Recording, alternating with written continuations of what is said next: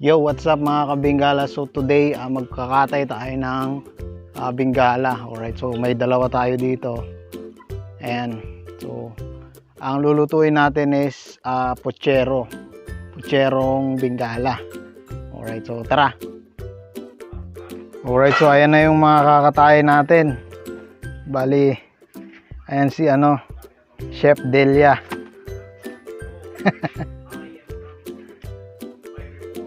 Ayan. So, syempre hindi ko na ipapakita kung paano sila gigilitan kasi syempre kahit paano nakakaawa sila. Alright.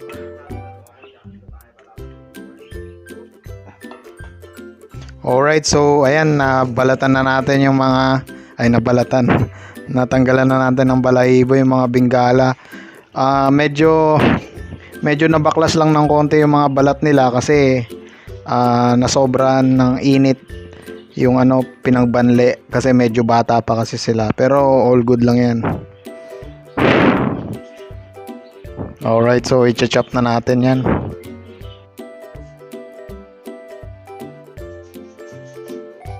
So talagang sobrang lean ng ng karne ng bingala. Sobrang walang taba. Syempre pag walang taba, walang kolesterol. Hindi, joke lang. Syempre may kolesterol din yan, pero syempre mababa compare mo sa mga manok. Yung manok, kahit mapayat siya, ang dami ng taba.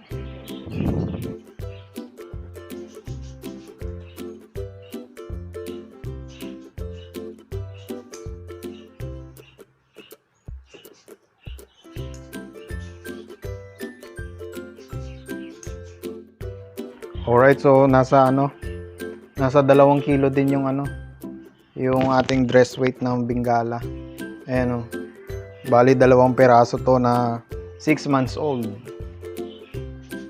Ayan, so mamaya iluluto na natin.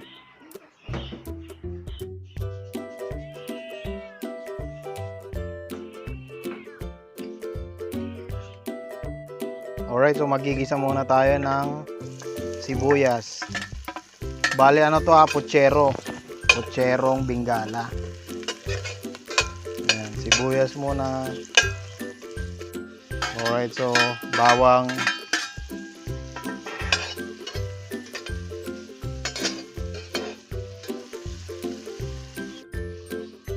Alright, tapos ang lagay na natin yung karne.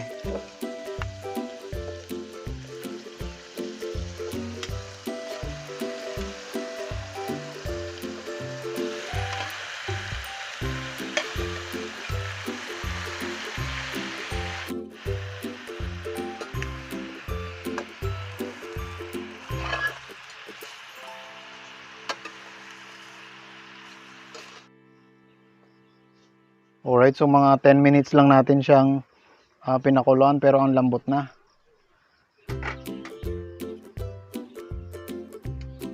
Lalagyan natin ng paminta. Tapos tomato sauce.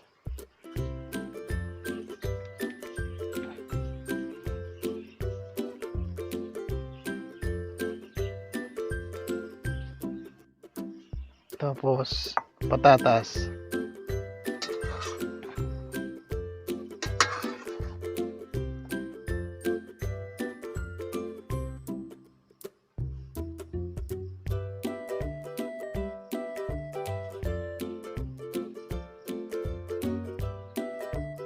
Ayan yung mga isusunod nating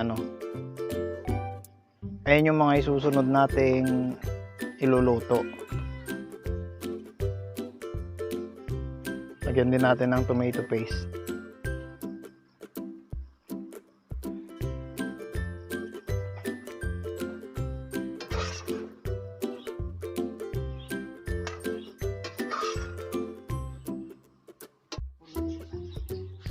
Tatakpan muna natin. Alright, so inabot na tayo ng gabi. Mga 20 minutes na itong pinapakuluan. So ang susunod naman mga gulay. Yung pork and beans muna. Hans pork and beans. Tapos yung saging na saba. Bali luto na yan. Tapos yung Baguio beans. Tsaka long cabbage.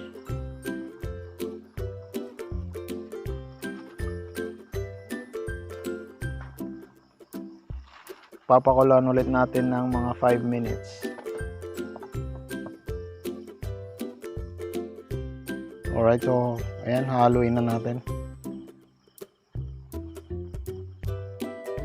Grabe ang sarap ng amoy. Amoy pa lang yan, ha. Siyempre magmumukbang tayo mamaya.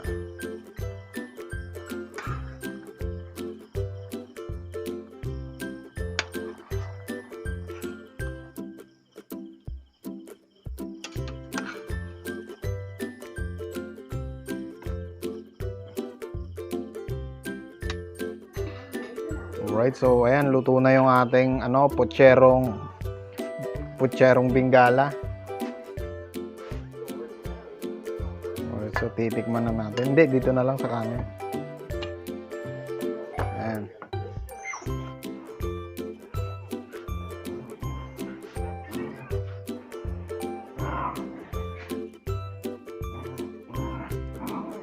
Ayan.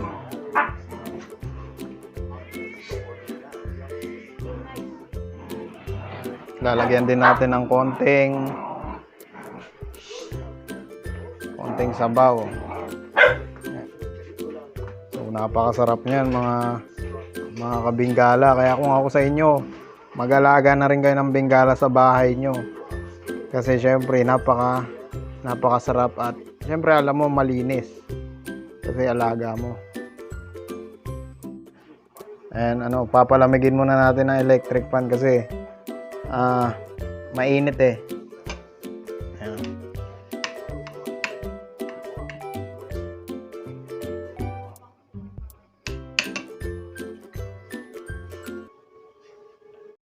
Alright mga chong, syempre kakain na tayo. Alright, so ayan napakasarap niyan mga chong. Medyo mainit-init pa.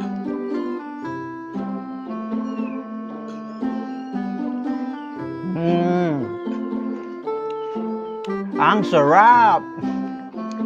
Solid ang lasa, parang mas masarap pa siya sa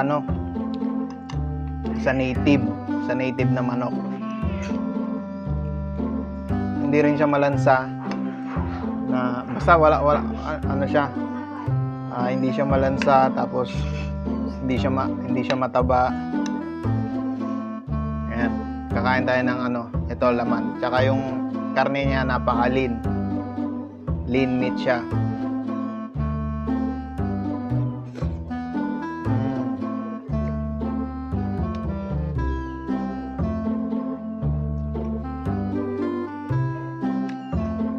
Ayan.